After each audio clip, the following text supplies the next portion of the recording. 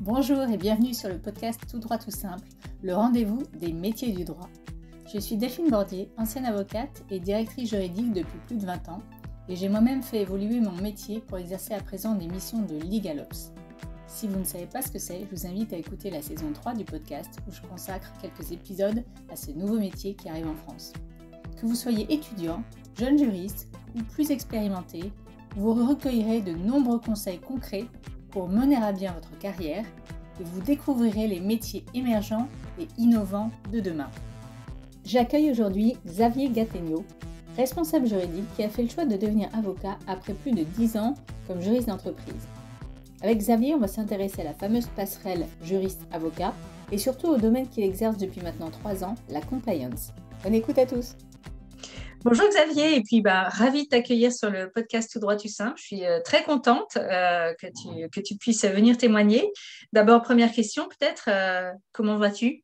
Très bien, même si j'ai le Covid, je suis un peu fatigué. Mais comme tu m'as dit qu'on allait parler de compliance, je me suis dit que la compliance ne m'attendait pas. Et d'ailleurs, merci beaucoup pour cette invitation à m'exprimer sur ton podcast. J'ai eu l'occasion d'écouter plusieurs intervenants prestigieux par le passé sur ton podcast. Et c'était très intéressant. Donc, je suis honoré de participer à cette discussion. Alors, on va rentrer tout de suite dans le vif du sujet. Est-ce que tu peux brièvement rappeler ton parcours et ton activité présente? Oui, alors j'ai fait des études de droit à Assas pendant 4 ans, en droit privé, en droit des affaires. Après, j'ai fait un master 2 à droit fiscal à Sorbonne Nord. Bon, pour ceux qui ne savent pas, Sorbonne Nord, c'est Villetaneuse, mais rebrandé Sorbonne, ça fait plus élégant.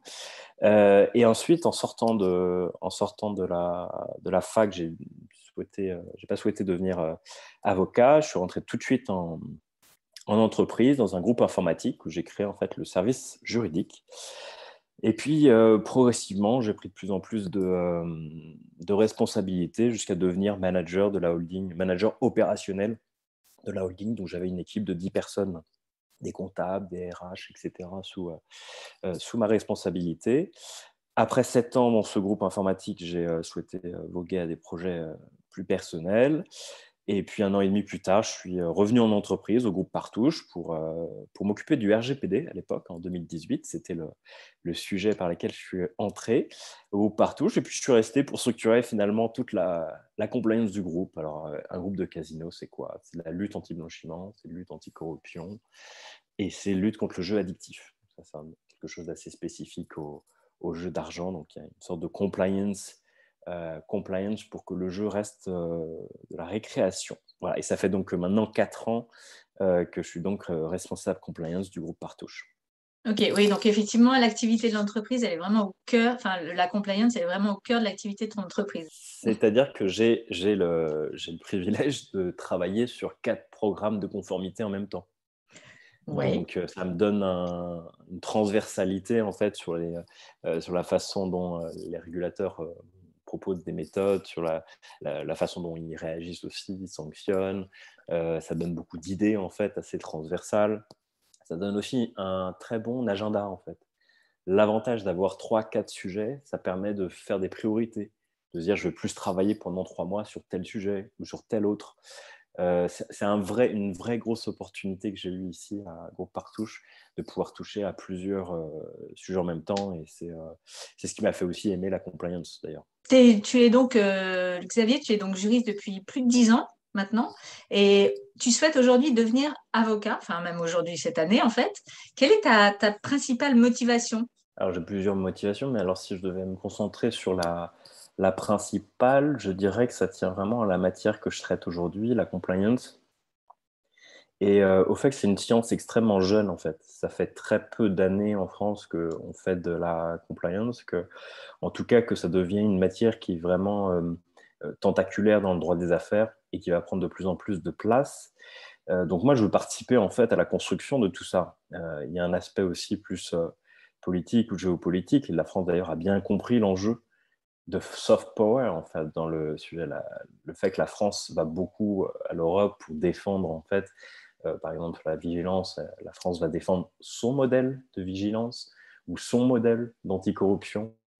Et donc, il y a un enjeu, en fait, vraiment euh, ouais, presque politique, en fait. Et c'est le moment, en fait, de bâtir les fondations de ce nouveau monde-là. Et j'estime aujourd'hui que de devenir avocat, c'est le meilleur médium, en fait, pour contribuer à cette construction. Ok, mais tu ne penses pas que le juriste en entreprise peut aussi contribuer à sa façon? Tout à fait, tout à fait. Le juriste d'entreprise peut contribuer à sa façon. Je pense néanmoins que on est toujours limité quand on est juriste d'entreprise à un secteur d'activité, Oui, puis il y a une secteur entreprise, d'activité. quoi. Exactement, et je pense que c'est pas le. Ça peut être aussi très bien à un endroit. Je vois beaucoup de juristes d'entreprise qui contribuent énormément par leur réflexion à la compliance, mais je pense que c'est un autre niveau pour accéder à un autre niveau. Je pense qu'il faut être avocat. Je suis passé un peu vite sur pourquoi j'étais pas devenu avocat en sortant de Oui, c'est l'école. vrai. C'est vrai, tu peux peut-être nous expliquer. Parce que je t'ai posé la question de savoir ta motivation de devenir Ouais. avocat, mais En fait, mes parents étaient avocats.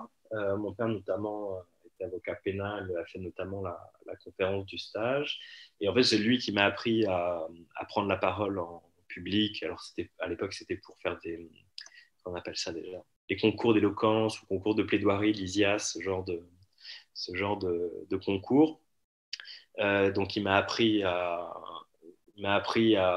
voilà, à mettre la croche. Il m'a appris à poser sa voix, à faire la péroraison, si je me souviens bien.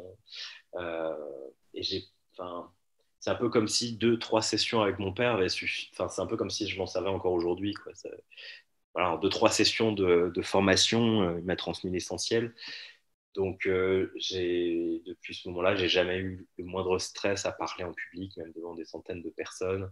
J'ai fait aussi des référés quand j'étais en entreprise. Dans ma première expérience, j'ai fait beaucoup de référés. Donc, je suis allé plaider, je plaidais contre des avocats. J'étais le seul tocard qui n'avait pas de robe. J'étais un peu l'intrus. Mais ça m'a jamais fait peur, en fait. Ça m'a jamais. Moi, je sais quand je vais quelque part, j'ai bien travaillé mon truc, je sais ce que je vais dire et je travaille beaucoup, en fait. J'écris aussi beaucoup. Et ça, c'est vraiment un conseil que je donne. C'est que le fait d'écrire vous force à affiner votre pensée. C'est-à-dire que tu peux pas. Il y a des choses que je vais peut-être dire à l'oral. Et une fois que je les mets par écrit et que je le structure et que je fais un plan, etc., je me dis non, mais c'est un peu con en fait ce que je suis en train de dire. Et le fait de poser par écrit, ça ferait un énorme filtre, ça permet d'affûter les idées. Donc le tout, c'est comment aujourd'hui tous les juristes devraient avoir les bons outils pour affûter leur pensée. Moi, je suis toujours un peu étonné qu'il n'y ait pas plus de gens, plus de juristes, par exemple, qui investissent LinkedIn ou alors qui investissent LinkedIn en se disant ah ouais, si je fais des posts, je vais avoir plus de clients. Tant mieux, allez-y, prenez les clients, c'est bien, c'est sûr que c'est bien. Mais au fond, c'est aussi améliorer votre pensée. Une des choses, une sorte de frustration que j'ai eue quand j'avais sorti mon article pour Dalloz en 2020, c'était que c'est Dalloz Avocat, j'avais eu 3-4 retours d'avocats qui m'avaient dit ah, bah, c'est très intéressant ce que vous racontez dans votre article, etc. J'avais eu des discussions extrêmement enrichissantes. Voilà, ça m'avait fait un pont vers des professionnels. Mais fondamentalement, ça m'avait ouvert des voies sur 3 personnes. Aujourd'hui, vous prenez la parole sur LinkedIn. Je prends mon article de 2020, il y a 25 idées, je le découpe en 25 posts. oui. Et ben, à chaque idée, il y a des gens qui réagissent, qui donnent leur point de vue. Ça m'apporte aussi, moi, ça m'aide aussi à affiner ma compréhension, parce qu'au fond, moi, j'ai que l'expérience dans un environnement. LinkedIn, c'est absolument prodigieux aujourd'hui si vous avez des idées qui sont un peu nouvelles ou que vous avez envie d'échanger sur votre pratique professionnelle. LinkedIn, c'est vraiment un média qui est très approprié et qui est vraiment, moi, j'incite vraiment de plus en plus des juristes à, voilà, à investir ce médium et et voilà, profiter pleinement pour du branding, pour améliorer ses connaissances et voilà, pour aller toujours plus loin. Je pense que c'est en s'exposant qu'on se renforce en fait. C'est pas en se cachant dans un coin. Puis le jour où on publie un article, on est tout tremblotant. Non, c'est le fait de sans cesse aller parler, même au club de la compliance, quand je prends de plus en plus la parole, en fait, au bout d'un moment, il y a presque des automatismes en fait qui se créent et après tu passes à autre chose, tu passes à un podcast, tu passes à faire des vidéos, en fait ça débloque tout. Plus tu t'entraînes, plus tu vas prendre la parole, quel que soit le média, plus tu peux aller loin en fait. Et c'est vraiment moi le discours que je tiens à tous ceux qui s'intéressent aussi un peu à la compliance, c'est oser en parler quoi, oser un peu parler de difficultés quoi. Faut ce côté un peu juriste, on n'a aucune faille, etc. Oui, C'est tout bon, est lisse. Ben non, oui, oui. faut arrêter, c'est pas dans l'air du temps et plus personne n'attend des juristes qui soient froids, distants, etc. Donc voilà, je suis allé un peu loin par rapport à Est-ce que tu aurais d'autres conseils à prodiguer aux jeunes ou moins jeunes, hein, d'ailleurs? Bon, on parle de jeunes, mais il y a aussi des plus expérimentés, compliance officer ou pas, mais peut-être un peu cliché, mais d'ailleurs, c'est un des points que j'avais relayé dans les 10 lignes directrices pour des jeunes compliance officers. Enfin, celui qui a fait le plus réagir est le péché mortel de la conformité. Le biais de mhm. conformité, c'est mon voisin fait comme ça, alors je fais comme ça. Ou je copie-colle. Bon. Déjà, quand tu es juriste, faire du copier-coller, c'est pas ouf, ouf. Non? En compliance, c'est mort de chez mort. Et donc, c'est un peu cliché de dire il faut avoir un esprit critique. Mais le problème, c'est que c'est pas si évident que ça, en fait. C'est pas si évident que ça. Le nombre de jeunes compliance officers qui prennent pour argent comptant ce que disent le régulateur, telle ou telle chose, moi, ça m'horripile, en fait, parce que, euh, même dans le droit, on va dire, classique, faut jamais prendre pour acquis ce que disent qui que ce soit, en fait. On est là pour défendre, quand même. On est Oui, là pour... défendre, faire sa propre analyse, voir ce qui se passe dans l'organisation en question, parce que ça peut être très différent. Enfin, oui, il y a plein de paramètres, effectivement, à prendre en compte ailleurs. Mais... Après, est-ce que c'est sortir complètement de son rôle de juriste que d'aller contester la manière, les méthodes de la vieille école sur la cartographie? Moi, je pense que ça fait partie du job, en fait. Je pense que c'est pas, il n'y a pas de chasse gardée et que tout ce qui a une conséquence sur les intérêts de l'organisation que tu défends, ça fait partie de ton spectre et que tu dois, voilà. Moi, je pense que c'est vraiment faire dans le grand camp, je dirais que le monde de la compliance, c'est vaste et il faut surtout pas se mettre des œillères. Alors, on a fait là une grande aparté, mais tu nous as bien expliqué tes nombreuses motivations pour devenir donc avocat compliance. Et je crois que tu es en ce moment dans le processus de passerelle juriste d'entreprise avocat auprès de l'ordre des avocats. Est-ce que tu peux nous expliquer un peu ce processus et si c'est finalement quelque chose d'assez formel ou si c'est simple ou si c'est très compliqué? Enfin, est-ce que tu peux nous en dire un peu plus? Oui, tout à fait. Quand en fait on n'a pas passé le CRFPA, on n'a pas passé le CAPA, donc qu'on n'a pas fait l'école du barreau, il existe des passerelles pour ceux qui ont pratiqué le droit dans d'autres métiers que l'avocature.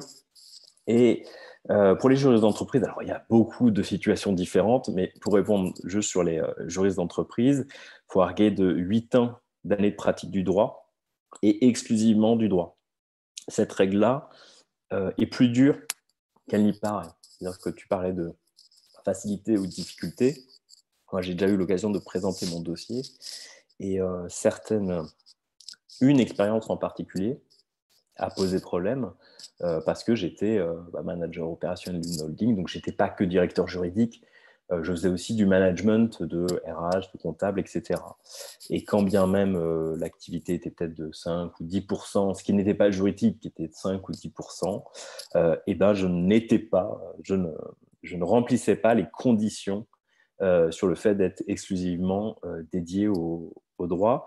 Donc, ce n'est pas du tout une procédure formelle, ce sont les barreaux qui contrôlent les conditions de la passerelle.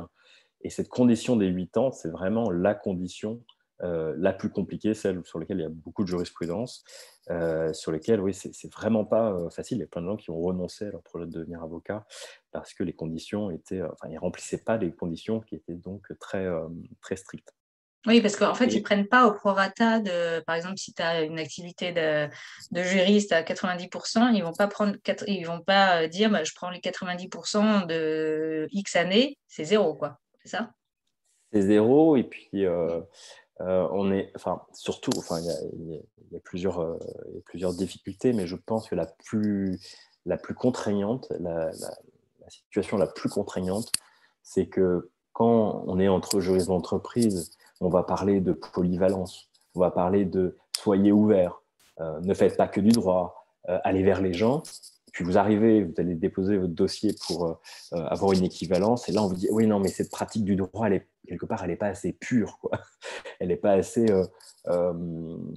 Ouais, elle n'est pas exclusivement dédiée au droit, et donc il y a une sorte de dissonance en fait. C'est-à-dire que vous pouvez avoir été un très bon juriste d'entreprise et puis ne pas être reconnu comme ayant eu la pratique du droit, ce qui est quand même un peu absurde en fait. Et paradoxalement, si en revanche vous avez absolument rien innové dans votre entreprise, que vous avez pendant 8 ans, vous avez fait, je sais pas, la même procédure, je sais pas, vous êtes occupé de toutes les procédures de licenciement pendant 8 ans, et vous n'avez jamais rien changé, vous n'avez jamais rien amélioré, là, vous n'aurez aucun problème à le faire reconnaître. Donc c'est un peu, je trouve qu'il y a il y a une vraie difficulté à faire reconnaître des profils ou des situations qui sont un peu différentes, et de ne pas voir comme une richesse le fait d'avoir été DAF, d'avoir été manager opérationnel d'une holding. C'est pas un point positif, c'est un point négatif. C'est comme si je n'avais, pendant toutes ces années-là, pas du tout fait de droit. Et peu importe que tu montres que tu as fait, que tu as monté des choses particulièrement compliquées ou difficiles en droit, tout ça est complètement atomisé par le fait de ne pas être purement juridique. Et pour finir sur ta question, sur le processus, une fois que les 8 ans sont reconnus, tu dois passer un examen de déontologie, qui semble assez logique, et une fois que tu le réussis, tu peux prêter serment. Alors, je crois que c'est dans les mêmes conditions que quand tu sors du CAPA, soit tu dois avoir trouvé une collaboration, soit tu crées ton propre cabinet. Et j'imagine que dans les 8 ans, les stages sont pas compris?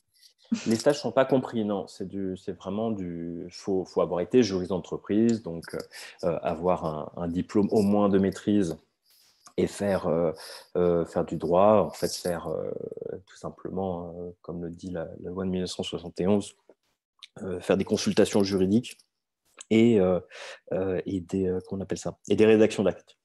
Voilà. Donc Faut en mais gros même les avoir. stages en cabinet d'avocat, parce qu'on peut avoir été juriste et faire des longs stages en cabinet avant, et ça, c'est pas pris en compte non plus alors, parce qu'il faut être Il faut il faut avoir pouvoir au signer en moins fait, maîtrise. Il faut avoir Ouais, été en d'accord. maîtrise. Il me semble que les stages comptent à compter du moment où on était en maîtrise. Donc oui, on peut peut-être aller gratter quelques petits mois par-ci, Non, parce que je te dis ça parce par-là. que j'avais vu effectivement une jurisprudence où il y en avait un, il lui manquait genre une semaine ou 2 semaines. Enfin, évidemment, on se dit, c'est quand même un petit peu. J'ai lu cette jurisprudence. À vrai dire, Voilà. je me suis farci. En fait, Bon. moi, j'ai obtenu une partie de la reconnaissance de ma pratique uniquement après un recours au barreau de Paris. Parce à la première session, en fait, la session, on va dire, un peu administrative, qui est non contradictoire, on m'avait reconnu 0 année de pratique professionnelle. Donc, ça m'avait un peu énervé. Du coup, j'avais fait un recours. On en avait reconnu au moins 7. Mais Ah ouais, c'est donc vraiment ça vaut pas. la peine Ah non, de quand même de se battre c'est un pas une petit peu, partie de quoi. plaisir. Ouais. Ah, c'est pas une partie de plaisir. C'est vraiment pas une partie de plaisir. Et puis, j'ai envie de dire, ça fait partie du processus. C'est bien qu'il y ait des obstacles. Ça pousse aussi un peu à l'adversité. Alors, Xavier, est-ce que tu peux nous dire ce que tu aimes particulièrement dans la profession de juriste d'entreprise et ce que tu aimerais peut-être changer ou au moins faire évoluer? Alors, ce que j'aime beaucoup, moi, c'est la polyvalence. C'est le côté où, quelque part, t'es sommé d'être efficace, en fait. T'es sommé de faire du droit appliqué. C'est-à-dire que tu ne peux pas faire du droit et puis que ça tombe complètement à côté des demandes ou des attentes. Quelque part, tu ne peux pas faire des ronds de jambes en name droppant des articles de loi. Non, il faut que tu arrives à appliquer les choses et d'aller le plus directement possible à la solution. Et la polyvalence, parce on en parlait il y a quelques minutes sur la question de la, de la passerelle, je pense que c'est une vraie c'est un vrai intérêt que d'être polyvalent, que de voir des choses, que d'être curieux, que d'apprendre énormément de choses. C'est ce que j'aime en fait quand tu conseilles des opérationnels, tu es aussi obligé de rentrer vraiment dans le cœur de leur métier pour comprendre, pour vérifier que ce que tu leur dis est vraiment la bonne solution. Donc, c'est vraiment le côté où tu n'es pas dans un couloir à faire que du droit qui me plaît dans la profession. Après, sur ta deuxième partie de question qui est sur le changement, c'est ça sur Oui, qu'est-ce le que tu aimerais ouais. bien éventuellement faire évoluer ou changer ou je sais pas. Ouais. Alors, je ne vais pas faire dans l'originalité. Je parlais du secret professionnel. Clairement, je pense que c'est un vrai problème d'être un de ces rares pays où les juristes d'entreprise, en ayant un statut qui est différent de celui des avocats, se retrouvent sans aucune protection et au bénéfice, bien entendu, de leurs clients, qui n'est pas ce bénéfice du legal privilege. Moi, je le relie un peu au fait que la France est un pays sous-développé en matière de droit. On a une très mauvaise culture juridique en France. Mais voilà, pour revenir à cette histoire de secret, et pour faire simple, soit il faut aller vers cette idée d'avocat en entreprise, donc quelqu'un qui peut switcher de l'entreprise à l'avocature sans que ce soit une sorte de drame humain. Parce que quand quelqu'un, par exemple, sort de l'avocature et il va en entreprise, on dirait que c'est une sorte d'échec, quoi. Et rien que ça, c'est déjà absurde, en Oui, fait. Il y a beaucoup de choses à voir en entreprise et j'ai vu plein de gens s'épanouir en entreprise alors qu'ils n'étaient pas du tout bien en cabinet d'avocat. Donc, je pense qu'il y a vraiment plusieurs niveaux. C'est-à-dire que ce secret professionnel, c'est qu'une partie de la question de la grande profession du droit ou au moins d'une profession commune aux juristes d'entreprise et aux avocats, ou à tout le moins, si on peut pas, on peut pas faire ça, qu'on reconnaisse un statut du juriste d'entreprise à part entière avec une déontologie qui est contraignante. Ça peut tout à fait être aussi envisageable. Mais voilà, en tout cas, qu'on ait une reconnaissance de ce métier et que faire du droit en entreprise, c'est contrôlé. Une partie du problème sur l'équivalence, enfin sur la passerelle, c'est qu'en fait, n'importe qui peut se dire juriste d'entreprise. Hein. À partir du moment où il a une licence de droit, il fait vaguement des contrats en entreprise. Ouais, ça, c'est le problème, c'est l'absence de déontologie. S'il y avait une déontologie contraignante, qu'il fallait s'inscrire sur un tableau pour être juriste d'entreprise, il n'y aurait pas ce problème de passerelle et de reconnaissance, savoir si tu as été si tu as été je sais pas, un juriste assez pur ou pas pour la passerelle. En fait, la notion même de passerelle, je pense, est quelque chose qui, à mon sens, est voué à disparaître parce qu'il y a il y a une énorme envie de rapprocher les métiers. Moi, je les vois de plus professions, en ouais. plus les professions. Enfin, il y a une vraie. Je veux dire, en France, on a l'impression que les professions, elles se font la guerre, en fait.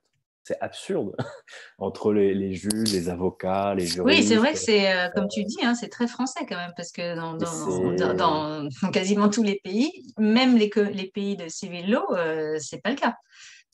Il y en a très peu, Oui, hein, comme la France. et Il y c'est. a l'Italie, Enfin, je pense mais qu'on paye beaucoup. Enfin, je pense qu'on paye un lourd tribut que de ne pas être unis.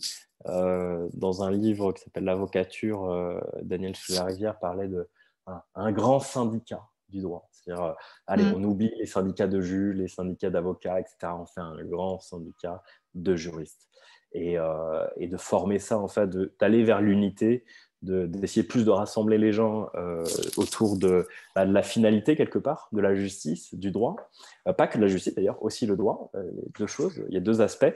Et je pense voilà, que le juriste d'entreprise, je suis allé un peu loin par rapport à ta question, mais je pense que ça se rattache à ça, en fait. Les juristes d'entreprise, aujourd'hui, c'est une sorte de profession un peu à part, parfois un peu méprisée par certains, alors qu'on a fait les mêmes études quand même. On a fait Oui, les mêmes bah écoles justement. parfois. Bah oui, oui, bah justement, alors parlons d'études. Qu'est-ce que tu penses des études de droit à l'université? Parce qu'effectivement, on a tous fait les mêmes études et il y a quand même un tronc commun qui est assez conséquent. Souvent, enfin, on dit que c'est licence, mais souvent c'est même 4 ans commun, hein, presque. Enfin, euh, est-ce que toi, parce que toi-même, tu es intervenant dans différents masters, je crois, à Paris, qu'est-ce que tu penses aujourd'hui des études de droit à l'université? Est-ce que tu trouves que elles sont adaptées vraiment aux besoins de l'entreprise? Alors, Parce qu'il faut je vais un avoir bagage économique, ouais, enfin, académique fort, et ça, je pense oui. que on l'a. Mais est-ce qu'il ne faut pas aller au-delà de ça? Parce que... Alors là, je vais être très conservateur. Moi, je ne vois pas ce qu'on aurait à changer aux études de droit, en fait. Franchement, de la licence 1 au Master 2, la partie théorique est très présente. Il y a bien sûr des exercices pratiques, mais la partie théorique est très présente. Et ouais, moi, je ne fais vraiment pas partie des gens qui veulent qu'on enseigne plein de pratiques. Et, moi, je pense que faire trop de pratiques quand on est encore en études, c'est le meilleur moyen d'avoir des lacunes de connaissances ou de rendre encore plus difficile l'abstraction quand elle sera nécessaire. Il y a une partie des choses, je me souviens des TD, il y avait des sujets, mais aujourd'hui, quand j'y repense, ça n'a mais aucune portée pratique. Mais ce qui est important, c'est la façon de réfléchir, c'est d'apprendre à Oui, c'est le apprendre. raisonnement C'est le juridique. raisonnement, c'est Oui. le raisonnement, c'est le fait aussi de savoir que le droit est quelque chose de malléable, qui évolue. Et, euh, et même si je suis intervenu dans des masters 2 ou des diplômes universitaires, ce qui n'est pas exactement la même chose que les diplômes universitaires, on a beaucoup plus de gens qui sont déjà en entreprise. Donc, ce n'est pas les mêmes publics. Et moi, pour être tout à fait honnête, mes interventions sont très pratiques. Pour autant, je pense que de vouloir absolument donner trop d'éléments pratiques dès les études, je pense que c'est une erreur. En fait, pourquoi? Parce que les gens, il y avait une expression, et les gens que je connaissais, moi j'ai arrêté vraiment à bac+5, quoi. J'ai vraiment fait 5 ans d'études, j'ai rien fait de plus. Et en fait, je me souviens de gens qui disaient, ouais, mais moi je veux remplir mon panier. Voilà. Et en fait, remplir son panier, c'était refaire un Master 2, enfin en faire un second, pardon. C'était aller faire des LLM, aller faire plein de choses. Et puis au final, en fait, ce que Oui, je trouve multiplier les problématique, masters, il effectivement. multiplie, Ouais, en fait, ouais. il multiplie les choses après le Master 2. Et je pense que là où c'est une erreur, on se retrouve avec des gens qui ont 8 ans, 9 ans de théorie dans les pattes ou d'études. Et ils ont 27 ans ou 28 ans, et là, ils découvrent le métier. Et là, il y en a une bonne partie, au bout de 2 ou 3 ans, en fait, ils en ont déjà marre. Je trouve que tout ça, c'est un peu du temps perdu, en fait. Je trouve que c'est un peu, pour la plupart des gens, une sorte de course à l'échalote, à multiplier les études, multiplier les choses. Je ne sais pas, il y a beaucoup de... J'ai jamais entendu qui que ce soit me dire qu'en 18 mois de FB, ou enfin, je dis EFB, mais n'importe quelle école du barreau, à part la déontologie, enfin, le reste, ça peut largement attendre, en fait. C'est-à-dire que c'est quand même des très longues périodes qui sont... En fait, on recule l'entrée dans la pratique en voulant faire absolument plein de... Alors moi, je suis très partisan, par exemple, du legal design, mais je ne suis pas sûr que ce soit forcément hyper Oui, à important apprendre d'avoir une forcément quand on est formation. étudiant. Non, mais Oui, on n'a pas besoin d'apprendre ça pendant qu'on est étudiant. On aura oui. largement le temps de faire une formation après, une fois. Après, Je oui, trouve mais ça, je qu'on suis ne d'accord. rentre Il y a pas... plein, Voilà, effectivement, on il y a plein recule de formations. trop. Le problème de l'université, en fait, ce n'est pas le problème de l'université. Je pense c'est plutôt le problème du marché du droit. C'est-à-dire que le marché a plutôt tendance à valoriser la surabondance de diplômes en France. Ce que je trouve être une mauvaise chose, parce qu'il y a un moment donné, le bon juriste, je ne veux pas faire la différence entre le bon et le mauvais chasseur, mais le bon juriste, il se trouve sur le terrain. Franchement, tant que vous n'êtes pas sur le terrain, tant que vous n'êtes pas en cabinet, tant que vous n'êtes pas en entreprise, au fond, vous êtes juste une promesse sur un CV. Voilà. Vous avez fait des très belles études, vous êtes juste une promesse. Ce qui compte, c'est après... C'est pour ça que moi, j'ai une vision assez classique. Théorie, 5 ans de droit, ça suffit largement pour se lancer. Après, on peut faire le CERFPA, bien entendu, si on veut devenir avocat, ou faire des concours. Mais les concours, c'est autre chose. C'est vraiment pour avoir un métier spécifique. Mais voilà, je pense qu'il y a un gros problème avec tout ce qu'on fait après le Master 2, où il y a beaucoup de gens, à mon avis, qui font beaucoup d'études qui, au final, ne servent pas à grand-chose et qui sont plus une sorte de compétition effrénée au diplôme, alors que ce n'est pas forcément efficace. Alors, toi, tu t'es spécialisé en compliance justement depuis 3 ans, je crois.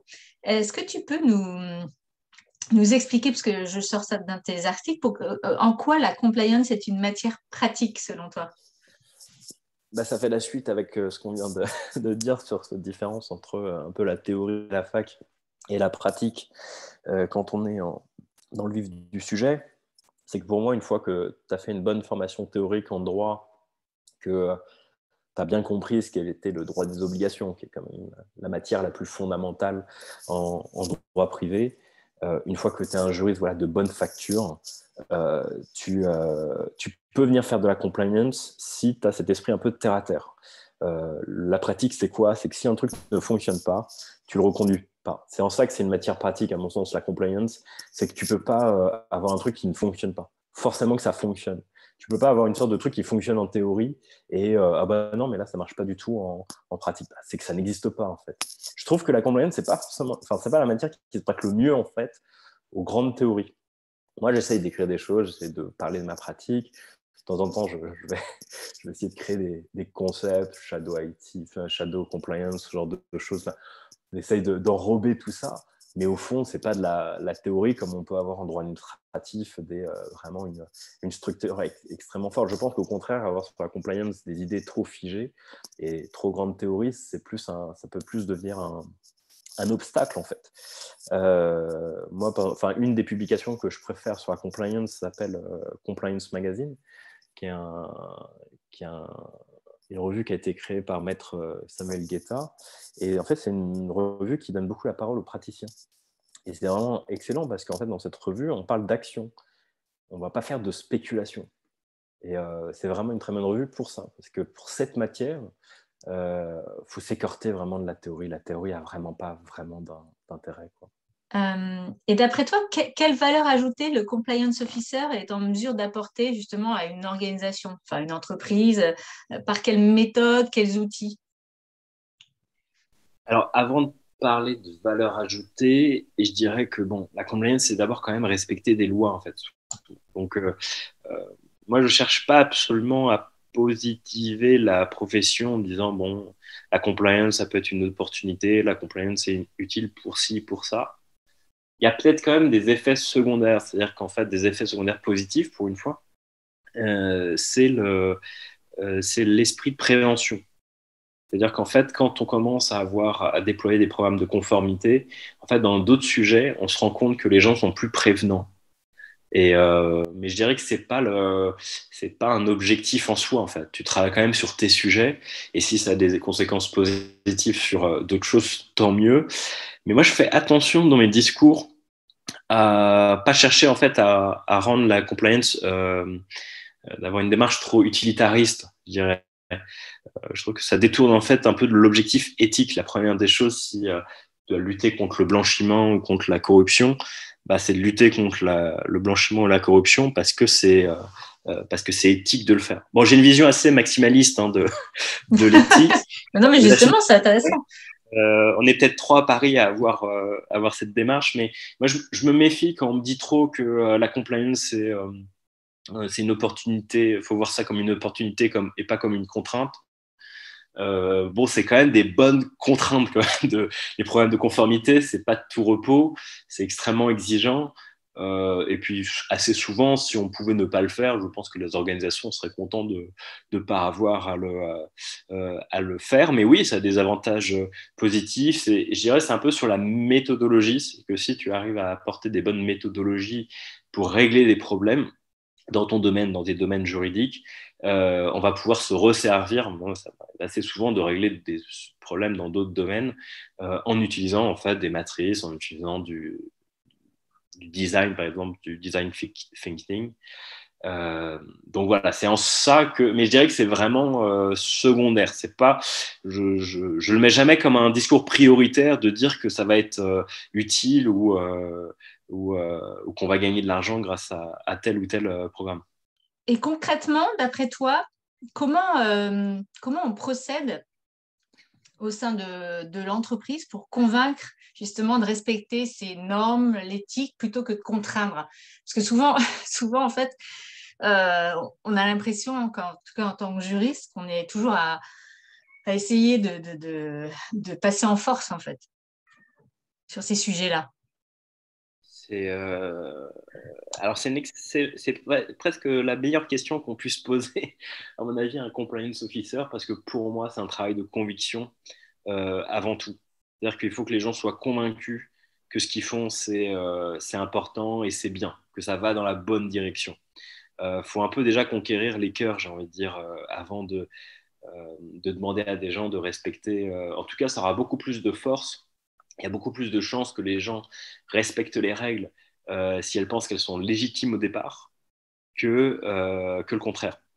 Alors, pour ça, maintenant qu'on a dit ça, comment on procède en fait pour créer un outil convaincant? Alors, moi, c'est ma méthode, hein, je pense qu'il y en a d'autres. Moi, quand je crée un programme de conformité, il y a un énorme travail de conception. Et ce travail de conception, il n'est pas économe en travail. C'est-à-dire que moi, je vais vouloir lire absolument tout contenu pertinent sur le sujet. Ça va être une sorte de deep work, de lecture, d'imprégnation. On va infuser le sujet et on va, avec l'équipe, on va pousser tous les raisonnements le plus loin possible. On va quelque part être une sorte en fait, on va être intransigeant sur les raisonnements. On va rien laisser passer, on va peaufiner, peaufiner, peaufiner, jusqu'à ce que ça tienne la route. C'est-à-dire jusqu'à ce que, quand on présente ça à 3-4 directeurs, il y ait finalement très peu de remarques. Donc, ça va être un travail en fait de conception au départ. Tout ce qu'on peut maîtriser, on va le maîtriser. Et bien entendu, après, quand on va déployer le programme, on va dire la version 1 du programme ou version 2, peu importe, ça peut être une reprise aussi, une refonte. Là, on va être intransigeant sur toutes les réactions des gens. C'est-à-dire que si une personne ne comprend pas, on va reprendre. Si une personne ne comprend pas, c'est notre faute. C'est à nous de reprendre. Si une personne critique, on reprend, on regarde, on écoute tout. On écoute tout. Si quelqu'un s'alarme, on s'alarme. Enfin bref, si quelqu'un réagit, on va réagir. C'est vraiment, pour le coup, je pense que c'est un point commun, je pense aussi avec les juristes d'entreprise, c'est-à-dire qu'il y a vraiment deux types de juristes d'entreprise. Il y a les juristes d'entreprise qui balancent un contrat, les gens comprennent rien, mais c'est pas grave s'il en bas. Et puis il y a les juristes qui vont écrire des contrats pour que les gens comprennent ce à quoi ils s'engagent. Et là, pour la compliance, si vous n'êtes pas dans la deuxième catégorie, c'est compliqué. Non, mais c'est mort. En fait, c'est vrai ce que j'aurais dit, Ah c'est ouais. mort.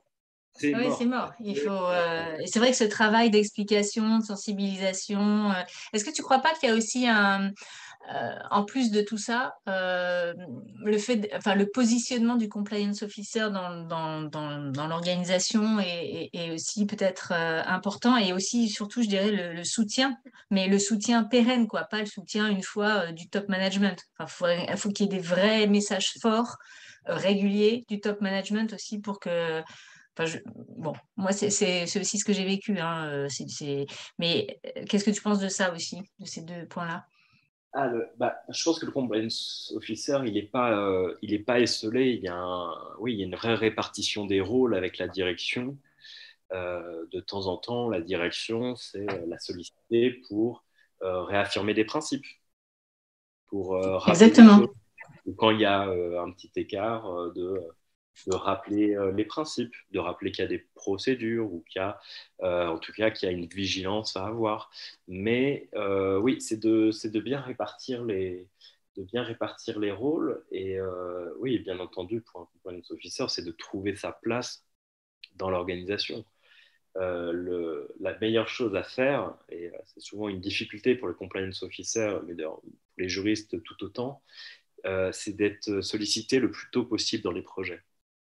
Parce que plus vous êtes sollicité tôt dans les projets, en fait, quand vous êtes sollicité très tôt, vous pouvez dire tout de suite: ah, mais là, il y a un énorme sujet, là, il y a un problème, ça, il faut qu'on travaille beaucoup. Attention, ah là, c'est pas un truc majeur pour toi, mais pour moi, ça va me faire beaucoup de travail de conformité. Qu'est-ce que tu en penses? Et en fait, le fait d'être pleinement intégré, que les gens vous font confiance et qui vous appellent le plus tôt possible dans leur projet, en fait, c'est le truc le plus efficace parce qu'il y a des choses. Il suffit de parler 5 minutes ou 10 minutes au tout départ et vous allez donner une orientation au projet sur la partie réglementaire. Alors que s'ils vous appellent après 3 mois S'il y a un énorme problème, enfin s'il y a un truc qui colle pas du tout, en fait, ils vont être super remontés contre vous. Ouais, et Ils puis vont pour rétro-pédaler, c'est plus difficile après. C'est exactement comme tu dis, hein, c'est exactement ce qui se passe pour les juristes d'entreprise, pour tout projet un peu. Voilà, si on n'est pas mis dans la boucle en amont, c'est plus difficile après d'arriver, ou alors on arrive en censeur et ça contente personne, quoi. Donc, Et est-ce qu'on peut prendre un cas d'espèce? Par exemple, toi, tu nous as parlé de la lutte contre le blanchiment, parce que c'est un sujet chez Partouche, je pense, qui est quand même très présent. Donc, par définition, les parties ne partagent pas forcément les mêmes informations, jouer un peu au chat et à la souris. Comment tu procèdes pour arriver à, à ménager tout ça, on va dire? Là, on arrive à la question de la cartographie des risques. En fait, c'est le travail de compréhension des schémas, des patterns, des typologies, comme dit Tracfin, c'est-à-dire euh, on n'est pas, on n'a pas une absence de connaissances sur comment fonctionne le blanchiment, par exemple. On sait que ça procède de certaines actions qui peuvent être menées de plein de façons différentes. Et le travail, c'est d'arriver à identifier tous les scénarios. Et quand je dis scénario, là, pour le coup, c'est théorique. C'est-à-dire qu'en fait, on se fiche de savoir que le truc, on n'a jamais vu le cas nulle part. Ce qui intéresse ici, c'est on a identifié un risque sur tel type de jeu, procéder de telle manière, et ben on va prendre une mesure en face. Encore une fois, moi j'ai une lecture assez maximaliste des choses, c'est-à-dire que s'il y a un risque, on ne va pas le diminuer en disant, je sais pas, ça c'est jamais arrivé dans les casinos, alors on s'en fiche, on s'en occupe pas. Non. Il y a un effort en fait à aller vers le plus en plus d'exhaustivité des schémas pour bloquer, pour créer des obstacles pour toute personne qui serait tentée de se servir d'un casino pour faire quelque chose de délictueux, chose qui serait assez, comment dirais-je, ridicule parce qu'on est quand même, enfin, il y a des caméras en fait en permanence dans tous les casinos, il y a des caméras, il y a un niveau de règles prudentielles qui est absolument phénoménal. Donc voilà à peu près comment on travaille. Nous, la seule difficulté, c'est qu'on n'a pas beaucoup de jurisprudence, on a quasiment rien en jurisprudence. Sur le sujet, aussi parce qu'on a une activité qui est extrêmement sérieuse sur le sujet, qui est très attendu, et on est proche du risque zéro dans le secteur. Et alors, tu viens de parler de cartographie des risques. Pourquoi tu dis que c'est un sport de combat? J'ai vu ça dans un de tes articles. Oui, j'ai dit ça dans un truc que j'avais sorti dans Dalloz en 2020. Alors, c'est une référence tout simplement déjà à un film qui s'appelle La sociologie d'un sport de combat. C'est un film sur Pierre Bourdieu. Et donc déjà, voilà, c'est une petite référence, mais sur le fond, la question que je pose souvent à mes interlocuteurs qui sont dans la compliance, c'est est-ce que vous pensez que la cartographie des risques, c'est un simple outil de mesure, ou est-ce que vous pensez que c'est un enjeu stratégique et qu'il peut y avoir de la conflictualité en fait derrière? Bon, moi, clairement, je suis plutôt sur la deuxième option. C'est-à-dire que je pense que c'est un enjeu stratégique pour une entreprise de travailler sur sa cartographie et à plusieurs niveaux. Il y a un premier niveau, sur ce sujet, il y a deux niveaux. Il y a le niveau, on va dire, national. Vous êtes une entreprise, vous avez un régulateur dans un secteur donné, sur un sujet donné. Faut pas partir moi, j'estime qu'il ne faut pas partir du principe que le régulateur, il a la science infuse, qu'il a forcément la meilleure méthodologie de cartographie, qu'il connaît forcément super bien les patterns, les schémas, les typologies de fraude. Euh, L'entité assujettie peut être acteur en fait de cette représentation. Il peut aller chercher les risques. Elle ne doit pas être en fait dans l'attente uniquement de ce qui tombe du régulateur. Et sur un niveau un peu plus international, pour faire simple, parce que franchement le sujet en réalité il est tentaculaire, c'est que la cartographie des risques, qui est une sorte d'instrument de mesure, mais vu les enjeux politiques qu'il y a derrière le sujet du blanchiment ou la corruption, en fait, une cartographie des risques, c'est un instrument de pouvoir. La représentation du risque de corruption ou de blanchiment à l'échelle du monde, c'est pas qu'une affaire de blanchiment et de corruption. Quand on a des listes noires, des listes grises de pays, que ça a des conséquences sur l'économie des pays, la question de savoir comment est créée ces cartographies des risques, comment créer ces indicateurs est extrêmement importante. Je ne pense pas que la France soit naïve, hein. Je ne pense pas qu'elle soit dupe, hein.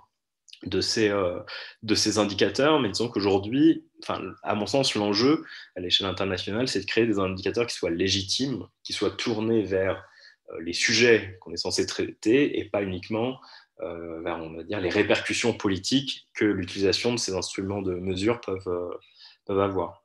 Mais je vais vraiment très vite dans l'explication, mais ça mériterait un podcast entier parce que c'est vraiment un sujet, à mon avis, passionnant. Mais c'est en ça que pour moi, il y a une conflictualité possible dans la cartographie des risques. C'est pas simplement un petit outil neutre. Oui, oui. Bah, on peut refaire un épisode sur la cartographie des risques quand tu veux, il n'y a pas de souci, avec grand plaisir.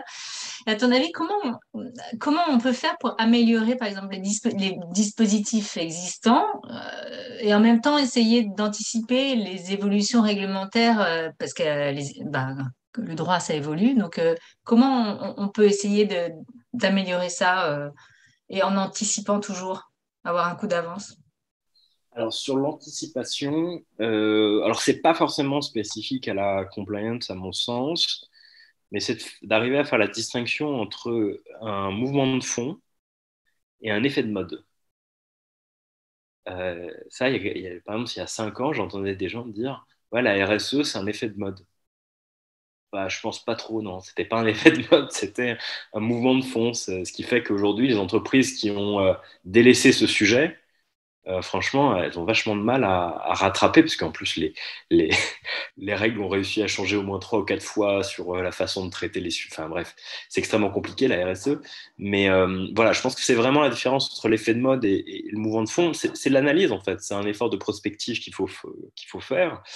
Et si vous ne faites pas ces analyses, je pense que le problème, c'est que vous êtes aussi un peu dépourvu quand, quand vous avez en fait des modifications qui arrivent.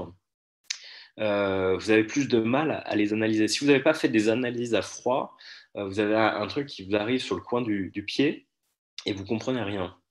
Et l'avantage de faire des analyses en fait à froid, essayer de se dire bon, je ne sais pas, par exemple, l'usage de l'argent liquide.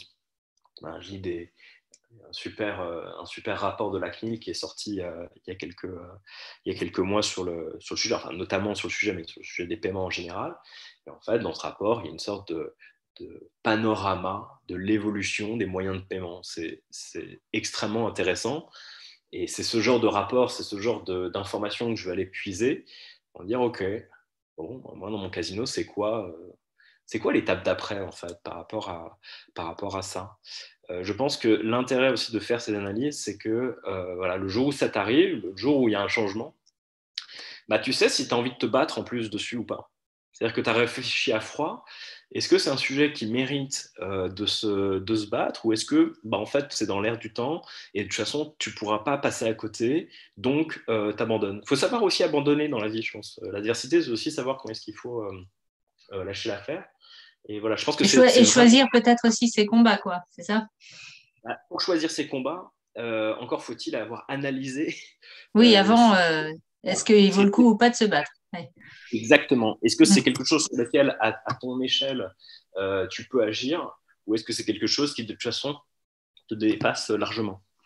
Est-ce que tu peux nous dire ou nous illustrer quelques exemples de défis auxquels toi, tu es souvent confronté en tant que compliance officer dans ta pratique, en fait? On en a déjà un peu parlé, mais c'est le fait d'arriver à bien se positionner dans le. Ça, c'est vraiment le point commun, on va dire, à tous les compliance officers, c'est de trouver sa place dans l'organisation. Une nomination, quelque part, ne suffit pas, encore faut-il se faire accepter. Après, je pense que peut-être quelque chose qui est aussi extrêmement important en termes de défi, c'est Ce qui n'est pas forcément très simple selon la culture de l'entreprise, hein. oui, Mm. moi, le point, c'est capter l'information. Moi, je Mm. pense que OK. à certains égards, je pense que de temps en temps, le compliance officer est plus un agent d'enseignement qu'un juriste. C'est-à-dire qu'il doit déjà aller, il doit avoir son réseau de gens qui lui parlent, qui lui remontent des choses à tout niveau tout au niveau de la hiérarchie. Ouais, être proche des gens, de comprendre dans quel environnement ils sont, toujours être à l'écoute, parce que parfois, c'est des small talk qui mettent le doigt sur un truc qu'on n'avait pas Tout à du fait. tout Parfois, c'est à envisagé. la machine à café qu'on apprend le gros truc incroyable. C'est toujours le problème, c'est qu'en fait, on a des méthodes où on a des méthodes très logiques, très linéaires, et puis en fait, il y a plein de situations en fait où il faut rester un peu, alors j'aime pas le terme, mais un peu holistique, quoi. Faut rester un peu ouvert à 360 degrés pour sentir qu'il y a des choses qui n'ont peut-être pas été envisagées. Bon, heureusement, ça arrive pas très souvent, mais c'est par ces discussions-là qu'on arrive à trouver des choses, quoi. En fait, c'est pas très mécanique. Moi, Ouais. ce que je trouve intéressant, c'est que, et c'est un peu c'est complètement ce que je trouve problématique en fait dans beaucoup de littérature de régulateurs, c'est qu'il y a un vrai fossé entre leur façon de présenter les choses, dans l'impression que tout est mécanique, pif paf pouf, tu fais un, puis tu fais deux, puis tu fais trois, puis tout va rouler en fait. Alors qu'en fait, dans le vrai travail, c'est complètement chaotique. En fait, on apprend, les informations arrivent au fur et à mesure, et puis un jour, ça va agir sur ta procédure d'évaluation des tiers, un autre jour sur ta cartographie, un autre jour sur ceci, sur cela, sur tel process. Et l'idée qu'il y a un truc complètement linéaire, que tu fais les actions les unes après les autres, puis tu mets à jour ta cartographie une fois tous les ans, etc. Enfin, c'est moi ce que je dis pour éviter que les compliance officers finissent maniaco-dépressifs, c'est t'es responsable de ce qui se passe dans ton organisation au fond. Faut se détendre un peu, quoi. Donc, ce serait ça le conseil que tu donnerais aux aspirants qui veulent devenir compliance officer, c'est se détendre un peu? Oui. Ouais, Ah oui, oui, c'est dans mes conseils tout à fait aux jeunes compliance officers, mais même aux moins jeunes. C'est ouais. en fait, ne vous mettez pas la rate au courbouillon. C'est un processus d'amélioration continue. La compliance, c'est pas, il y a des trucs qui marchent pas, il y a des loupés. Bon, bah, c'est pas grave. Ce qui est important, c'est d'apprendre de ses erreurs et que tout le monde apprenne de ses erreurs. D'ailleurs, souvent, c'est pas forcément le compliance officer qui fait une erreur. Donc, voilà, je pense que c'est vraiment être dans cet état d'esprit de construction permanente et d'avoir des programmes de conformité qui se prêtent à l'évolution permanente, de ne pas avoir créé des choses trop figées. Parce que si vous créez des choses trop figées, bah, vous êtes incapable de le mettre à jour rapidement. Est-ce que tu peux, Xavier, nous parler un peu du club de la compliance sur Clubhouse? Oui, alors, Club de la Compliance, c'est une sorte de club informel que j'avais créé avec Maître Solène Fioja en février 2021, donc l'année dernière. Sur Clubhouse, je pense que la plupart des gens ne savent pas ce que c'est. Donc, c'était une application d'audio social. C'est-à-dire que c'est une application qui permettait de faire des conférences, donc sans vidéo, et d'avoir des gens qui prennent la parole. Et puis, dans le public, les gens peuvent demander le micro. Et puis, voilà, on en a vraiment profité. On a vraiment investi ce réseau en fait, pour faire des conférences sur la compliance avec des invités. On avait eu Pierre Fache au sujet des lanceurs d'alerte notamment. Enfin, on a eu une grosse émulation pendant 3-4 mois. Et puis, donc, c'était une expérience extrêmement riche. Et puis, bon, à partir de juin, Clubhouse, c'est un peu mort, tout le monde a un peu déserté. Mais ce qui est intéressant, c'est que LinkedIn va lancer prochainement un outil d'audio Oui, social. ça y est, Euh, oui, oui. Vous avez permuté du coup sur LinkedIn, donc on pourra, ce sera peut-être plus visible aussi. Exactement, parce que le problème de Clubhouse, c'était que c'était une application, alors déjà, qui n'était disponible que sur iPhone, iPhone, ouais. sur invitation. Donc, ça crée quand même une sorte de barrière à l'entrée qui n'était pas géniale. Et, euh, et là, le fait de pouvoir profiter du réseau LinkedIn de chacun pour faire des conférences, je pense, enfin, je me suis réuni avec d'autres personnes, là, on a élargi un peu le cercle pour avoir une sorte de pool d'animateurs et pour créer quelque chose de vraiment ambitieux ouais, pour la compliance et de vraiment continuer à créer ces espaces d'échange entre praticiens. Si tu as déjà ta page, je la mettrai en description et si tu l'as pas encore, je la mettrai plus tard à jour dans le podcast. Mais n'hésite pas en tout cas à faire un peu de pub là-dessus parce que c'est super important de pouvoir échanger entre praticiens et même pour que les jeunes puissent aussi écouter des professionnels parler du sujet. Donc, c'est vraiment quelque chose à développer, je pense. Et puis, je crois aussi, sans me tromper, que tu as créé un podcast en mars, je crois, 2021, donc en fait en même temps que moi, qui s'appelle Les Pionniers du droit. C'est ça. Est-ce que tu peux nous en dire un petit mot? Oui, alors on a peut-être commencé en même temps, Delphine, mais je pense qu'on n'a pas la même production, parce que moi j'ai réussi à produire 8 épisodes. Je crois que tu es beaucoup plus sérieuse et régulier dans tes productions. Mais voilà, sur le fond, l'objectif du podcast, c'est de parler en fait de livres qui, moi, m'ont marqué en fait sur des juristes comment dirais-je, qui ont consacré leur vie à un combat et à des combats qui sont difficiles. Et en fait, le point commun à tous ces livres, à tous ces parcours, voilà, si je devais faire simple, c'est le courage en fait qu'il faut avoir pour défendre une idée qui est très minoritaire.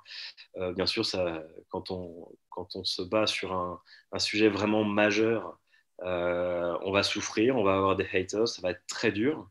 Voilà, c'est un peu le thème récurrent. Alors, j'ai notamment fait un épisode sur le couple Klarsfeld, qui a fait quasiment seul la lutte contre les anciens nazis pendant des décennies. Et puis bon, 40 ans plus tard, bien entendu, décoration, c'est génial, etc. Mais ce qui est intéressant, en fait, dans tous ces cas-là, j'ai fait un épisode aussi sur Gloria Allred, sur la défense des femmes des années 70 aux États-Unis. C'est qu'en fait, rétrospectivement, on a l'impression que c'est des choses qui sont absolument évidentes. Mais à l'époque, c'était autre chose de se battre sur la défense sur la lutte contre les violences sexuelles faites aux femmes. C'est un peu facile de se battre quand on a 1 million de personnes qui sont d'accord avec vous derrière.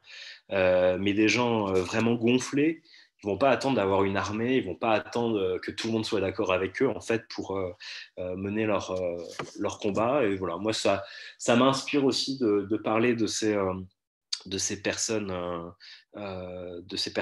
J'ai fait 8 épisodes, donc je pense que je vais reprendre, parce qu'en fait j'ai une bonne trentaine d'idées de livres encore à parler, mais après, tu sais toi-même qu'avoir un podcast prend un peu de temps à faire et à monter, donc, mais je pense que je m'y remettrai à terme, parce que j'ai oui, il y a de la matière. Non, mais c'est ça qui est extrêmement intéressant, en fait. Je cherche plutôt à aller à mettre en lumière des livres qui sont pas forcément peuvent être un peu négligés. Enfin, si vous tapez, je sais pas, les 10 livres à lire quand vous êtes un juriste, vous allez tomber sur des classiques. Moi, le but, c'était plutôt de parler de juristes qui n'étaient pas forcément là, pénalistes, mais qui étaient tout autant, qui avaient mené des combats qui étaient courageux. Je pense que voilà, il n'y en a pas que pour les pénalistes. Je pense qu'il y a aussi des gens qui mènent des combats hors du pénal et qui sont tout autant important. Voilà, ça m'apporte pas grand-chose. J'ai pas une très grosse audience, mais d'avoir 3-4 personnes à chaque épisode qui me disent je vais lire le livre, ça me suffit en fait en termes de en termes de retour. J'ai pas une grande ambition podcast, mais voilà, j'essaie de contribuer un peu à ma petite échelle à ce que le droit soit pas que de la technique, quoi. Oui, exactement. Mais moi, je trouve ça super bien. Et franchement, je serais très heureuse de pouvoir contribuer à faire connaître ton podcast. Donc, les pionniers du droit. Donc, abonnez-vous. Il y a pour l'instant 8 épisodes. Vous pouvez les télécharger, les écouter quand vous voulez, à un moment un peu calme. Et franchement, ça ouvre aussi l'esprit. Et c'est toujours intéressant, moi, je trouve, d'avoir des points de vue et se remettre un peu aussi dans l'histoire, quoi. J'espère avoir contribué à te faire gagner quelques auditeurs, ou de très nombreux, mais en tout cas, voilà, allez-y, c'est super intéressant. Merci pour la promo, ça. Toujours utile. Et j'ai été vraiment super contente que tu puisses venir aujourd'hui. Mais un grand merci à toi pour ton temps, ta franchise, tes idées. C'est rafraîchissant et ça fait du bien d'entendre des professionnels parler de leur métier. Donc, merci à toi. Merci beaucoup. Je vous donne rendez-vous dans 2 semaines. D'ici là, abonnez-vous au podcast pour ne rien manquer. Et si vous souhaitez partager votre expérience ou votre métier, contactez-moi sur le site Tout droit tout simple.